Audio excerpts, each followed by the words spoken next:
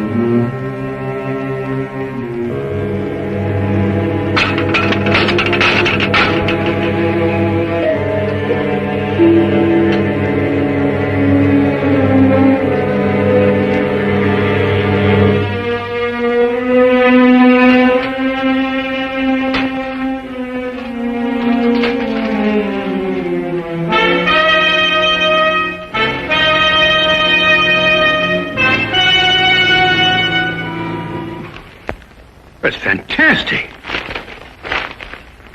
Absolutely fantastic. Huh? Well, first the gold seal from Edinburgh Castle, and then naval secrets from the Admiralty, and now Queen Elizabeth's jewels. What in thunder is Scotland Yard doing? Dunno. Well, it makes chills run up and down my spine. There's no clue to any of the thefts. You must have some ideas on this case. Huh? What are you doing, anyway? Research. Research? Holmes, do you realize this gang has been helping themselves to state secrets and national treasures? Have they really? Oh,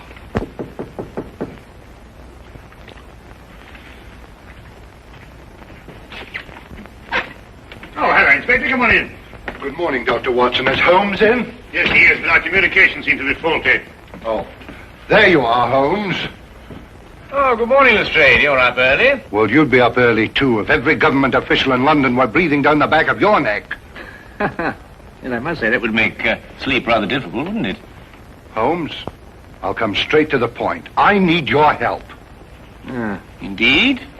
It's these extraordinary thefts. Government stuff, you know. This man and his gang have evaded every trap we've set for them, and the Commissioner's demanding results. I gather that your position is somewhat precarious and you wish to secure it, eh? Well, all right, Holmes. You can put it that way if you wish. Well, Lestrade, you know, there's only one thing for you to do. To regain the confidence of your superiors, you must go out and capture this criminal yourself. Well, goodbye, Mr. Holmes. Fine, Lestrade. Good luck. Lestrade, if I can be of any assistance, please don't hesitate to ask me. Thank you very much, Dr. Watson. Good day. Good day.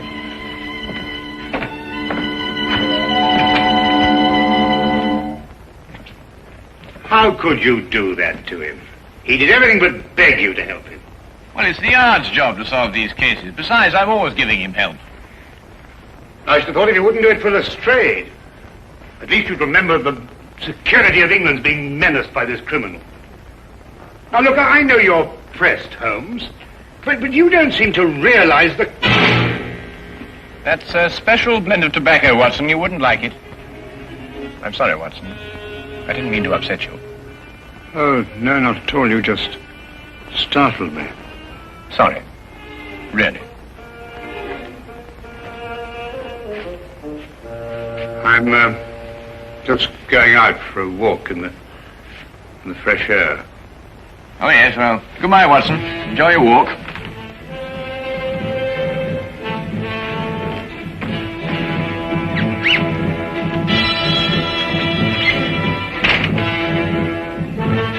Certainly Holmes's erratic behavior was enough to set my nerves on edge.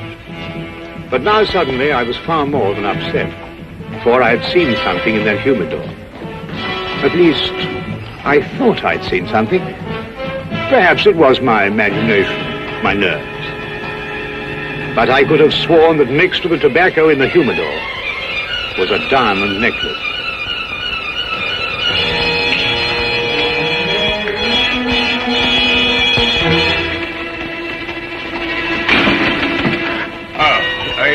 just going out. Yeah, you just going in? No, I'm just strolling about. Oh, that's nice. Well, I have an appointment. Oh, I say, would you like me to stroll along with you? Well, as a matter of fact, it's a private matter. I think I'd better go on my own. Oh, right, well, will I see you for lunch? Most likely, yes.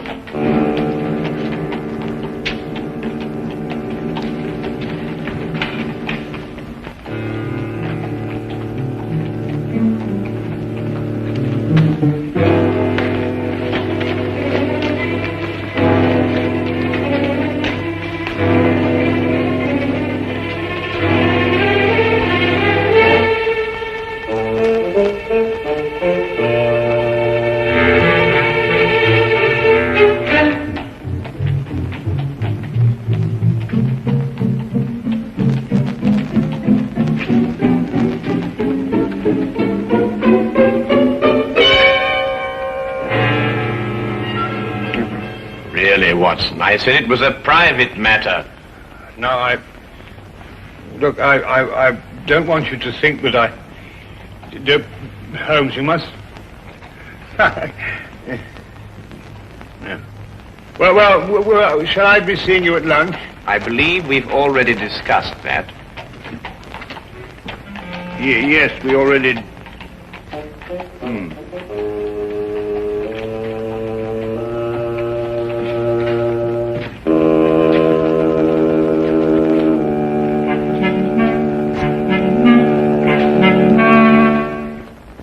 When Holmes returned, he was kind enough to let the morning affair be forgotten, or apparently forgotten. Thank you, Watson. And I hope you won't mind if I take my cup over to the desk. I have a few things to look over. No, of course, my dear chap, do, please. His only reference to it was his remark about another private appointment that afternoon. I felt he gave a bit of undue emphasis on the word private. As for me, as terrible as the morning experience had been, it actually stressed the importance of continuing my investigation. One other thing was also made quite clear. I realized that if one were to match wits with Sherlock Holmes, one could not employ ordinary methods.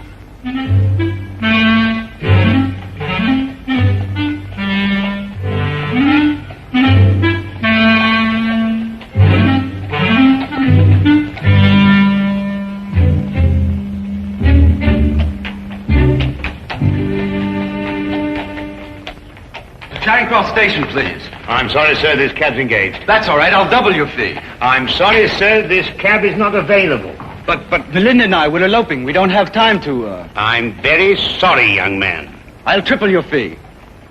For the third and last time, young man, will you kindly go and elope with somebody else? Nobody understands us. Not your father or my mother, nor this cabbie. Come, Melinda, we will fight the world together. But we will prove our love.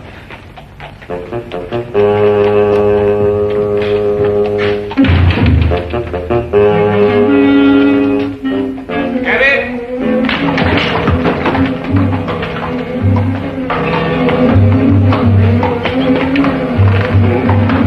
Number 860. What in heaven's name are you doing up here? This, sir, is where the cabbie usually sits. No. Really, Watson? I'm sorry, sir. I think you've made a mistake, sir. My name isn't... It's Sedgley, sir. Oh. Well, Sedgley, may I give you a word of advice? The corners of your beard are in dire need of repair. Most extraordinary behavior. Ah, here comes the legitimate carriage. Cabby! Cabby! Well, good day, Sedgley.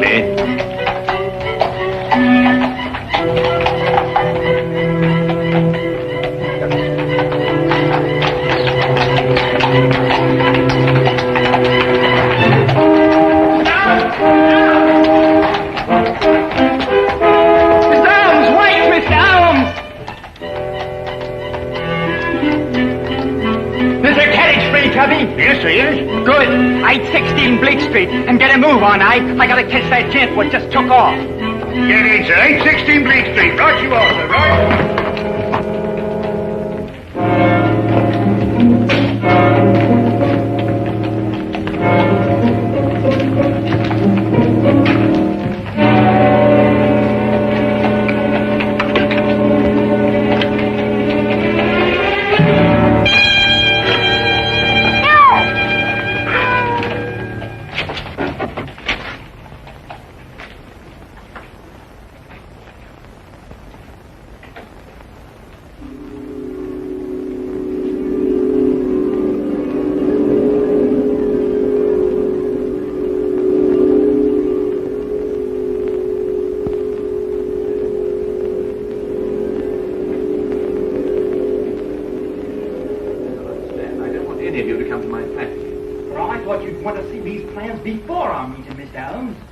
Minor difficulties, nothing serious.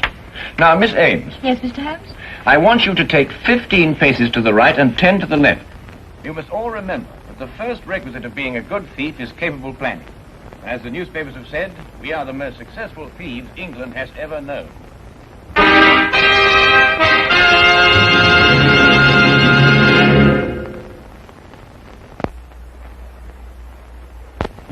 And now, we return to the case of the neurotic detective.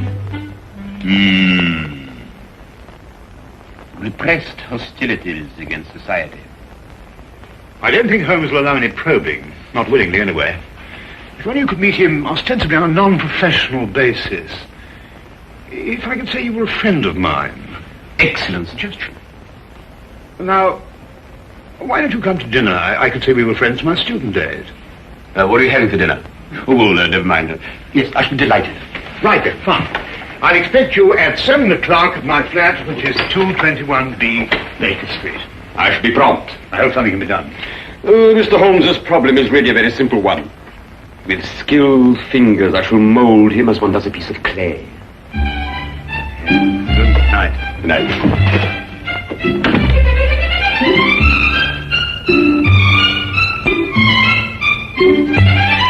Ah, yes, the inner workings of the mind, Professor. Fascinating. It is amazing how many seemingly normal people are mentally disturbed.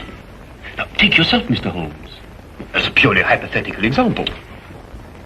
I imagine you might dream that the whole of London fails you. On the contrary, I sleep most soundly. Ah, but then there are all the little nervous habits, the idiosyncrasies.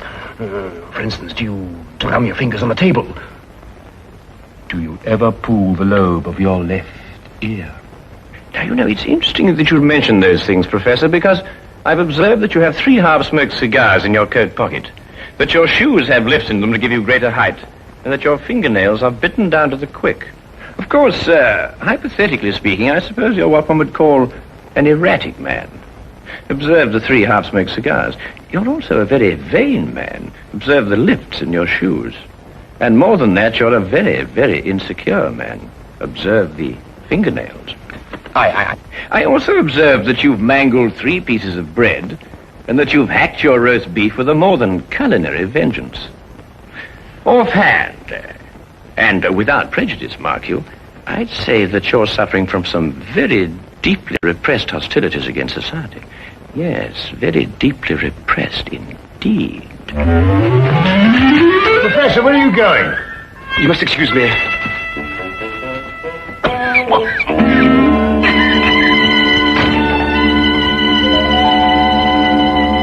Extraordinary friends you have, Watson. Yes, indeed.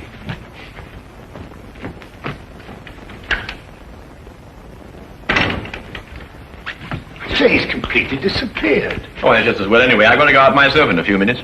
Oh, really? A private matter? Oh, didn't I tell you, Watson? I've been invited to a reception in honor of the new Turkish ambassador. At the embassy? No, as a matter of fact, my dear fellow, it's at the house of our Minister for Foreign Affairs. Oh.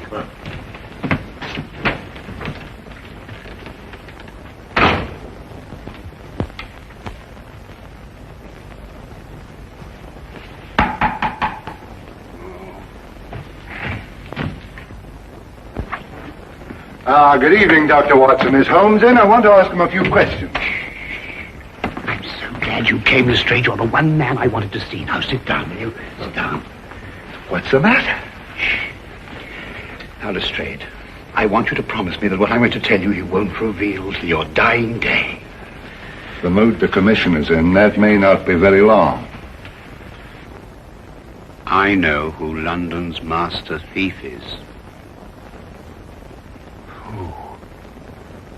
Holmes. Holmes? Holmes. Holmes! Shh. You're joking. I wish I were. Oh, but Holmes. I don't believe it. I can prove it. But that's not the point. The thing we've got to do is to stop Holmes, whisk him away and put him in a home somewhere. Yeah, but Holmes? Oh, hello, Lestrade. I didn't know you were here.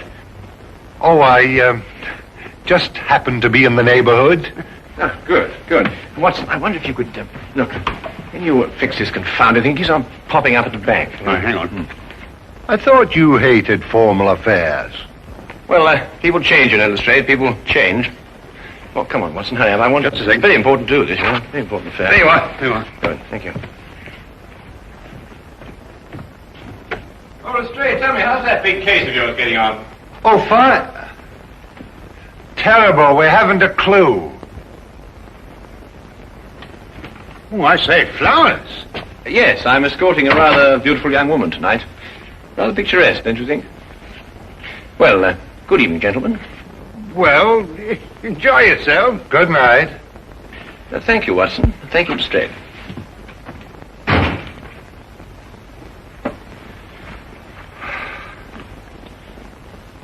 We knew what he was going to do. Let's look at this as Holmes would have... Well, I mean, when he was normal. You know, those formal clothes are very odd. Well, he was invited to a reception at the house of the Minister of Foreign Affairs. Big diplomatic thing. Yes, but ordinarily stay miles away from a thing like that. Therefore, perhaps he has a special reason for going. Perhaps.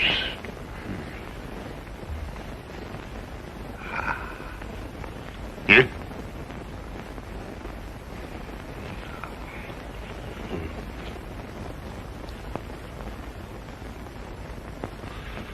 Official papers of state. Secret documents. In the minister's safe. Hurry, Watson. He won't slip away this time. You know, Lestrade, I've never been so unhappy in my life.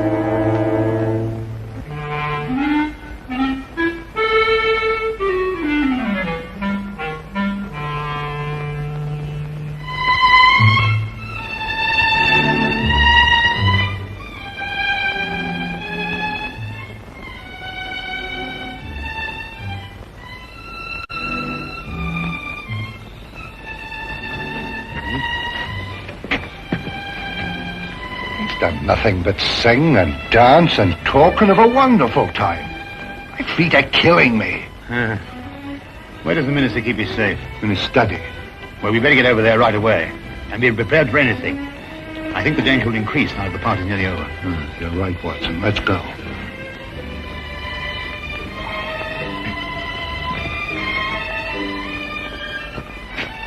Ah, Wilkins. I didn't see Mr. Holmes anywhere, sir. And his young lady left in a carriage, all by herself, sir. Yeah, no time to lose. Dr. Watson. Yeah? I want you to hide behind this curtain here. And, Wilkins, what's in here? It's a cupboard. I want you to stay in here and come out when you need it. Right, sir. I'm going to stay in the hall. We'll get Holmes no matter what he does. Right. Right.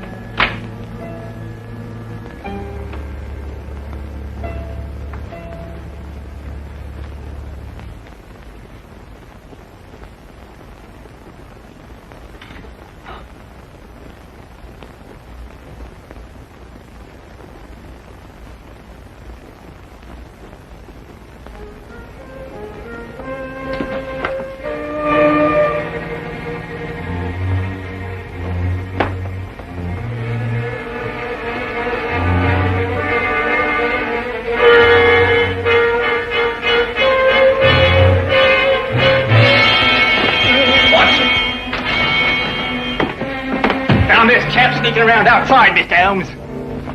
Good work, Toby. Now, look, Holmes, you don't know what you're doing. You're not well. You'll never get away with this, Holmes. I already have. Oh, Toby, would you be good enough to ask the commissioner to come in here, please? The commissioner? Of Scotland Yard? Well, naturally. Now, look, Holmes, I'll take you away to France or Switzerland and Spain. I mean, you'll have a nice long rest.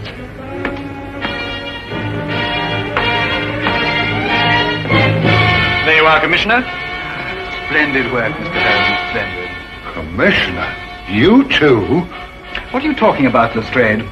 And put your hands down. You're not in any danger. Yes. Mr. Holmes, all Bristol knows you a tremendous debt of gratitude for this magnificent service. Service? Dangers? What on earth are you talking about?